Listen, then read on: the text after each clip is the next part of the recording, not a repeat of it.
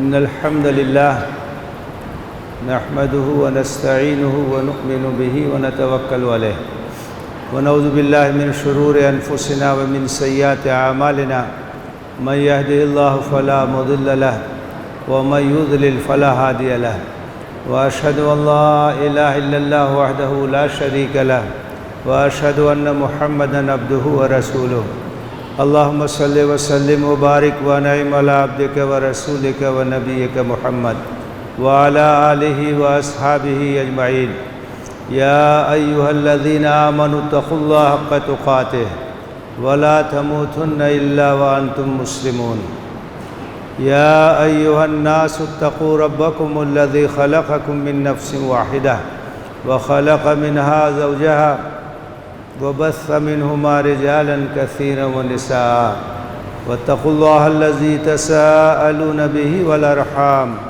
إن الله كان عليكم رقيبا يا أيها الذين آمنوا اتقوا الله وقولوا قولا سديدا يصلح لكم أعمالكم ويغفر لكم ذنوبكم ومن يطع الله ورسوله فقد فاز فوزا عظيما أما بعد فإن أصدق الحديث كتاب الله وخير الهدي هدي محمد صلى الله عليه وسلم وشر الأمور محدثاتها وكل محدثة بدعة وكل بدعة ضلالة وكل ضلالة في النار أعوذ بالله من الشيطان الرجيم بسم الله الرحمن الرحيم الذين آمنوا وهاجروا وجاهدوا في سبيل الله بأموالهم وأنفسهم أعظم درجة عند الله وأولئك هم الفائزون۔ محترم حاضرین، ہجرت نبوی کی اہمیت نبی صلی اللہ علیہ وسلم کی حیات طیبہ میں غیر معمولی ہے۔ ہجرت سے پہلے کی زندگی اور ہجرت کی بعد کی زندگی میں بڑا فرق ہے۔ نبوت کے بعد 13 سال تک نبی کریم صلی اللہ علیہ وسلم مکہ مکرمہ میں رہے اور وہ مکی دور کہلاتا ہے۔ اس کے بعد آپ مدینہ ہجرت کر گئے، وہ مدنی دور ہے۔ دونوں میں جو جوہری فرق تھا وہ یہ تھا کہ جب تک مکہ میں تھے آپ دعوت کا کام کر رہے تھے، اللہ کا پیغام اللہ کے بندوں تک پہنچا رہے تھے، اور صحابہ کرام بھی دعوت کا کام کر رہے تھے۔ لیکن دعوت کے راستے میں رکاوٹیں بہت تھیں۔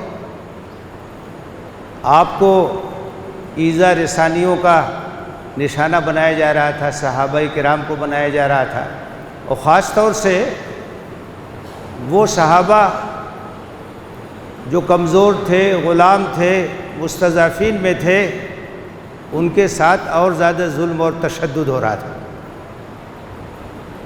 کوئی سیاسی طاقت تھی نہیں جو دعوت کا دفاع کر سکے اور داعیوں کی حفاظت کر سکے اور دعوت اسلامی کے راستے میں جو رکاوٹیں ہیں ان رکاوٹوں کو دور کر سکے۔ لیکن جب آپ ہجرت کر کے مدینہ پہنچے تو بڑی تبدیلی یہ ہوئی کہ ایک سیاسی طاقت ہو گئی، ایک حکومت قائم ہو گئی، ایک ایسی حکومت قائم ہو گئی جو دعوت کی حفاظت کر سکے، دعات کی حفاظت کر سکے، اور دعوت کے راستے میں جو رکاوٹیں ہیں، جو مزاحمت ہیں، ان کا مقابلہ کر سکے۔ تو یہ ایک بہت بڑا فرق ہوا، اور اس کا نتیجہ یہ ہوا کہ بہت تیزی کے ساتھ پورے جزیرۃ العرب کے کونے کونے میں اسلام پہنچنے لگا، اور چند ہی سال کے بعد مکہ بھی فتح ہو گیا۔ تو ایسے موقع پر جبکہ مدینہ میں اسلامی ریاست قائم ہو رہی تھی اور مسلمانوں کو ایک سیاسی قوت فراہم ہو رہی تھی، اور نبی صلی اللہ علیہ وسلم کی سربراہی میں اسلامی ریاست کا قیام عمل میں آ رہا تھا، تمام مسلمانوں کے لیے جن کے پاس کوئی عذر نہ ہو یہ بات لازم کر دی گئی تھی کہ وہ ہجرت کر کے مدینہ منورہ پہنچے، تاکہ وہ اسلام کی طاقت کا حصہ بنے، اسلامی ریاست کو مضبوط کریں، جو سیاسی طاقت حاصل ہوئی ہے اس کو استحکام دیں۔ تو یہ سب کے لیے ضروری تھا کہ وہ ہجرت کریں۔ ہاں، جو مجبور ہیں، مقہور ہیں، مستضعفین میں سے ہیں، غلام ہیں، بے بس ہیں، وہ مستثنیٰ تھے۔ اسلام کا یہ اصول ہے کہ کسی کے اوپر ایسا بوجھ نہیں ڈالا جاتا ہے جو اس کی طاقت سے باہر۔ چنانچہ لوگ ہجرت کر کے مدینہ پہنچنے لگے، ہر طرح کی قربانی دی اس کے لیے، کوئی چیز روک نہیں سکی ان کو۔ ہجرت کرنا کوئی آسان کام نہیں ہے۔ آپ ذرا غور کیجئے کہ آدمی جہاں رہتا ہے، جہاں پلتا ہے، جہاں بڑھتا ہے، جہاں اس کا گھر ہے، جہاں اس کی جائیداد ہے، جہاں اس کے رشتہ دار ہیں، جہاں اس کے لوگ ہیں، اس کو چھوڑ کے جانا کوئی آسان کام ہے؟ لیکن جو اللہ اور رسول کے وفادار ہوتے ہیں اور جن کے دلوں میں دین کی محبت ہوتی ہے، وہ اللہ کے راستے میں ہر طرح کی قربانی دینے کے لیے تیار رہتے ہیں۔ حضرت صہیب رومی رضی اللہ تعالیٰ عنہ جب ہجرت کے لیے نکلنے لگے تو مکہ والوں نے ان کا راستہ روک لیا۔ انہوں نے کہا کہ صہیب، تم یہاں آئے تھے، تمہارے پاس کچھ نہیں تھا۔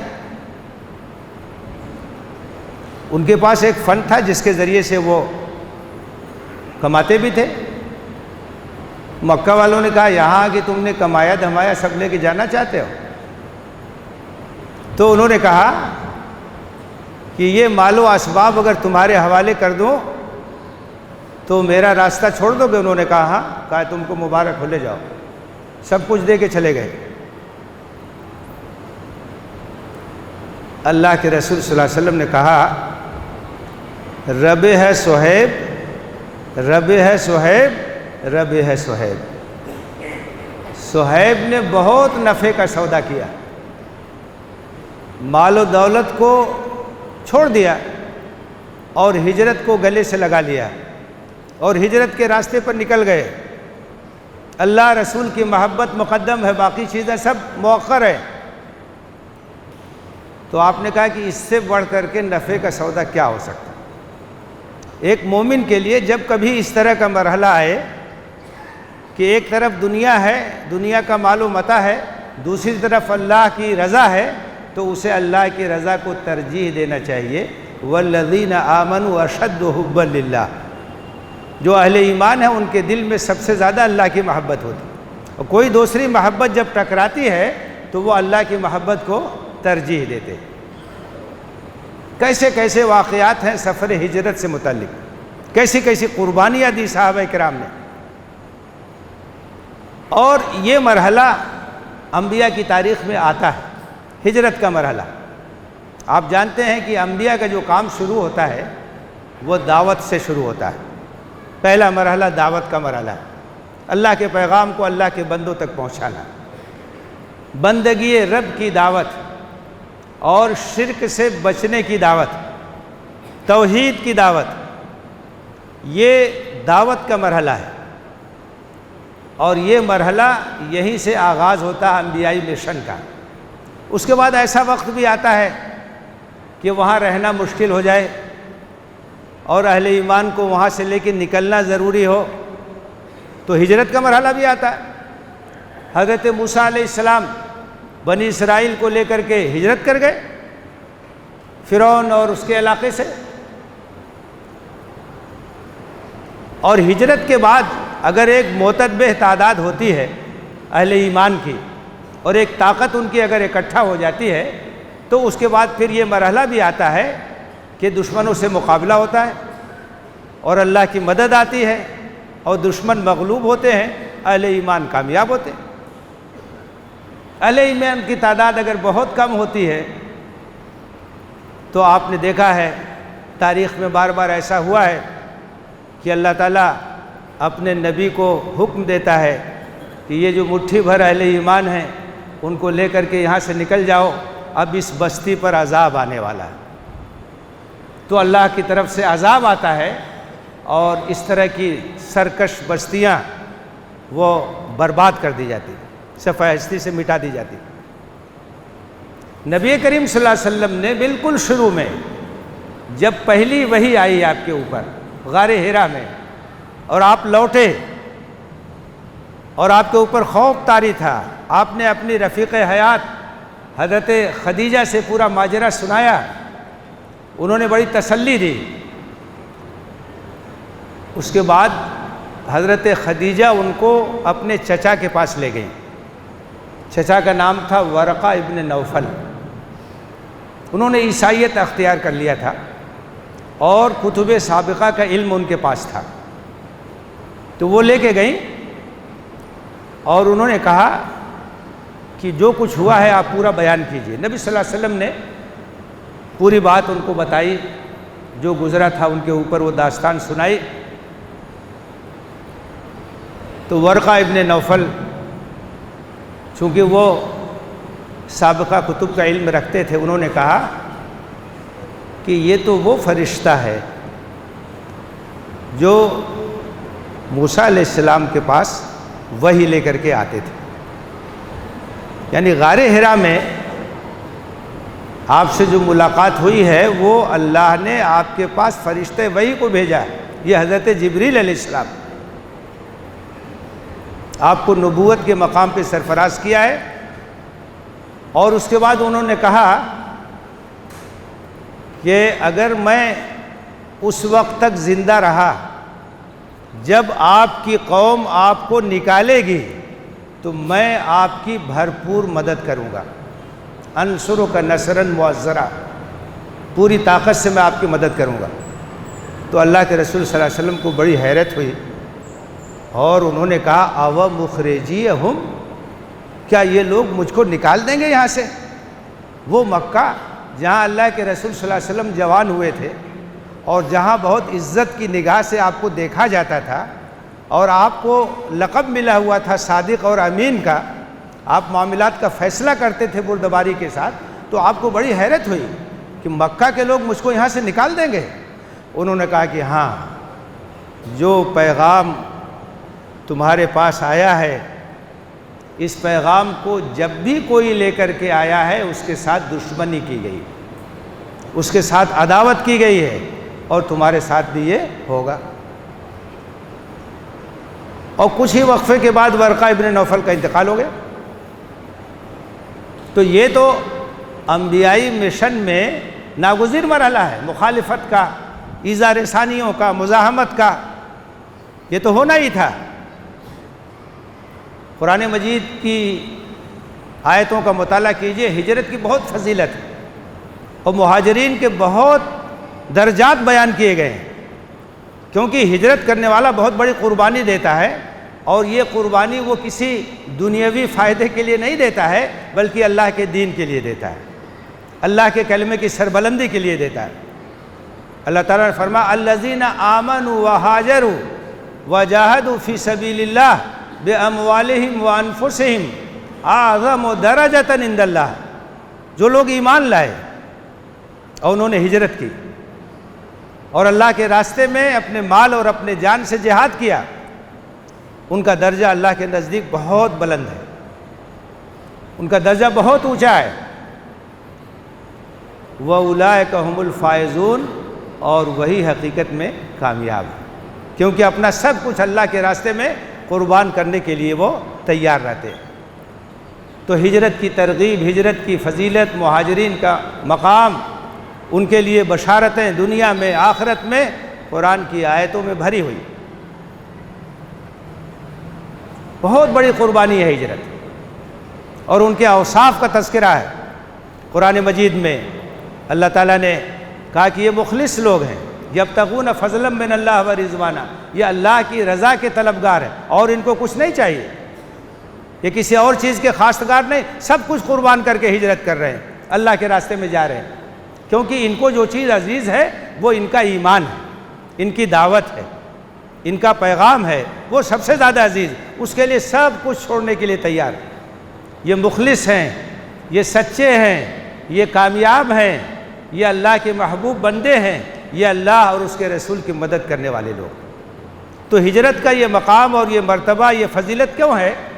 اس لیے کہ جو ہجرت کرتا ہے وہ اللہ کے دین کی مدد کے لیے ہجرت کرتا ہے، اور ایک مومن کی زندگی کا مقصد یہ ہونا چاہیے کہ وہ اللہ کے دین کے لیے، اللہ کے پیغام کو عام کرنے کے لیے ہر طرح کی قربانی دینے کے لیے تیار ہے۔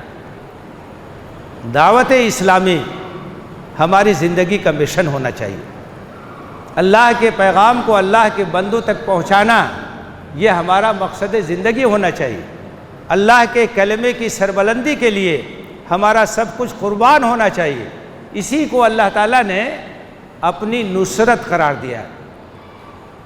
ان تنصروا اللہ ینصرکم ویثبت اقدامکم، اگر تم اللہ کی مدد کرو گے، یعنی اللہ کے دین کو اللہ کے بندوں تک پہنچانے کے لیے قربانی دو گے، اسی کو نصرت الہی کہا گیا ہے کہ اگر تم اللہ کے لیے، اللہ کے دین کے لیے قربانی دو گے تو اللہ تمہاری مدد کرے گا اور اللہ تمہارے قدموں کو جما دے گا۔ اور جو لوگ اس کام کو کرتے ہیں ان کو ایسا لقب قرآن میں دیا گیا ہے کہ اس سے اعلیٰ اور اس سے اونچا کوئی لقب نہیں ہو سکتا۔ یا ایھا الذین آمنوا کونوا انصار اللہ، اے ایمان لانے والو اللہ کے مددگار بن جاؤ۔ آپ ذرا سوچئے، اللہ کسی کی مدد کا محتاج ہے؟ اللہ کو کسی کی مدد نہیں چاہیے، اللہ کو کسی کی نصرت نہیں چاہیے، لیکن اللہ یہ چاہتا ہے کہ آپ اپنا مقام بلند کریں۔ اللہ یہ چاہتا ہے کہ اس کا دین اس کے بندوں تک پہنچے، اس کا پیغام اس کے بندوں تک پہنچے، لوگ تباہی اور بربادی کے راستے سے بچیں، جنت کے راستے کی طرف آئیں۔ تو جو لوگ یہ کام کرتے ہیں، اللہ کے بندوں تک اللہ کے پیغام کو پہنچاتے ہیں، اس امانت کی تبلیغ کرتے ہیں، اللہ کے کلمے کو سربلند کرنے کے لیے جدوجہد کرتے ہیں، اللہ تعالیٰ نے ان کو انصار اللہ کہا، وہ اللہ کے مددگار۔ یا ایھا الذین آمنوا کونوا انصار اللہ کما قال عیسی ابن مریم للحواریین من انصاری الی اللہ قال الحواریون نحن انصار اللہ فآمنت طائفة من بنی اسرائیل وکفرت طائفة فأیدنا الذین آمنوا علی عدوہم فاصبحوا ظاہرین۔ حضرت عیسیٰ علیہ السلام نے یہی پیغام دیا تھا۔ حضرت عیسیٰ علیہ السلام نے اپنے قوم سے یہی کہا تھا، من انصاری الی اللہ، اے من انصاری فی الدعوت الی اللہ، کون ہے جو اللہ کی دعوت کو اللہ کے بندوں تک پہنچانے کے لیے میرا ہاتھ بٹانے کے لیے تیار ہے؟ من انصاری الی اللہ۔ مالدار لوگ تیار نہیں ہوئے، سربراوردہ لوگ تیار نہیں ہوئے، کچھ غریب تھے، کچھ ماہی گیر تھے، وہ تیار ہوئے، انہوں نے کہا کہ ہم آپ کا ساتھ دیں گے۔ بہت محدود تعداد میں لوگوں نے ان کا ساتھ دیا اور اکثریت نے انکار کیا، لیکن اللہ کی تائید اور اللہ کی نصرت تھی، اور اہل ایمان کم تعداد میں ہونے کے باوجود غالب ہوئے، سرفراز ہوئے، کامیاب ہوئے۔ یہ کام ہے، یہ مشن ہے امت مسلمہ کا، یہ ہماری اور آپ کی ذمہ داری ہے، اور اس راستے میں ہر چیز کے لیے تیار رہنا چاہیے۔ ہجرت کی ضرورت پڑے تو ہجرت کے لیے بھی تیار رہنا چاہیے۔ یہ کوئی ضروری نہیں ہے کہ ہر دعوت کے مرحلے میں ہجرت کا مرحلہ بھی آئے، یہ حالات کے اوپر منحصر ہے، جیسے حالات ہوں گے اسی کے لحاظ سے تقاضے ہوں گے، لیکن تیار رہنا چاہیے ہر چیز کے لیے، قربانی دینے کے لیے تیار رہنا چاہیے۔ لیکن قربانی کا مرحلہ تو بعد میں آئے گا، پہلے تو شعور ہونا چاہیے، پہلے تو احساس ہونا چاہیے کہ ہم ایک داعی امت ہیں، ہمارے پاس اللہ کا ایک پیغام ہے، ہمارے پاس اللہ کی کتاب ہے، ہم اللہ کے رسول صلی اللہ علیہ وسلم کے امتی ہیں، ہمارا مشن وہی ہے جو جناب رسول اللہ صلی اللہ علیہ وسلم کا مشن تھا۔ ہم عام قوموں کی طرح سے کوئی قوم نہیں ہے کہ دنیا میں آئے اور کھائے پیے اور چلے گئے، بلکہ ہم وہ امت ہیں جس کو لوگوں کی بھلائی کے لیے برپا کیا گیا ہے، اور جس کے اوپر بہت بڑی ذمہ داری ڈالی گئی ہے کہ وہ اللہ کے پیغام کو اللہ کے بندوں تک پہنچائے، اور اس راستے میں جو بھی قربانی ہو اس کے لیے تیار رہے۔ دعوتی شعور امت کے اندر بیدار کرنے کی ضرورت ہے، اپنے منصب کا احساس امت کے اندر بیدار کرنے کی ضرورت ہے۔ جو چیز ہمارے پاس ہے، جو روشنی ہمارے پاس ہے، اسے عام کرنے کی ضرورت ہے۔ اس روشنی سے اپنی زندگی کو منور کیجئے اور اپنے ماحول کو، اپنے ملک کو، اپنے قوم کے لوگوں کو اس سے منور کرنے کی کوشش کیجئے۔ یہ ہماری وہ ذمہ داری ہے جس کو ادا کیے بغیر ہم سرخرو اور کامیاب نہیں ہو سکتے۔ دنیا میں اللہ کی تائید اور آخرت کی کامیابی کا انحصار اسی بات پر ہے۔ اللہ سے دعا ہے کہ ہمیں اپنے مقام اور منصب کا شعور بخشے اور اس کے تقاضوں کے مطابق ہمیں ہر طرح کی قربانی پیش کرنے کی سعادت دے، ہمت دے، حوصلہ دے۔ آمین۔ وآخر دعوانا ان الحمد للہ رب العالمین۔ اقول قولی ھذا واستغفر اللہ لی ولکم اجمعین فاستغفروہ انہ هو الغفور الرحیم۔